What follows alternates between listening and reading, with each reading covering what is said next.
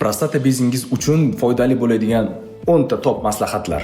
Birinchisi, ko'p harakat qiling. Kun davomida iloji boricha 7000 dan 10000 gacha qadam qilishlik. Sport bilan shug'ullanmasangiz ham hech bo'lmasa yurishlik kerak. Ikkinchisi, vazningizni nazorat qilib borishingiz kerak. Erkaklarda ayniqsa qorin aylanasi 94 sm dan oshishligi bu gormonlar miqdori yetishmovchiligiga va prostata bezidagi o'zini faoliyatini ishiga ta'sir qiladigan ko'rsatkichlardan bittasi. Keyingisi, ko'p holatlarda peshobni ushlab chidab yurmang. Ba'zi bir namoz o'qiydigan do'stlarimiz ayniqsa ko'p vaqt peshob qilmasdan o'zlarini qiynab ushlab yurishadi, poziv bo'lsa ham.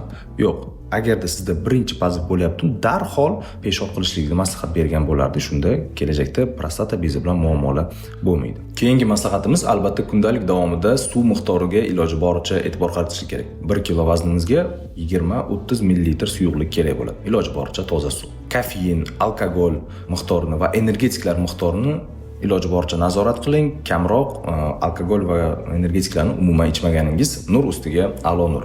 Keyingisi, eng yoqimlisi intim hayot. Ya'ni qancha ko'p jinsiy aloqa bo'ladigan bo'lsa, shuncha ko'p prostata bezidagi sekret tashqariga chiqadi va ko'plab kasalliklarni oldini oladi. Profilaktikasi. Iloji boricha ko'proq o'tirib turish mashqlarini qilishlik. Ertalabki tongni jismoniy tarbiyadan, o'tirib turish mashqlaridan boshlang.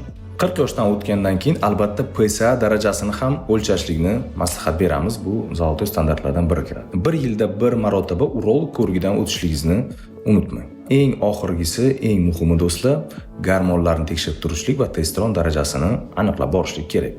Barchangizga sog'lik va salomatlik tilab qolaman.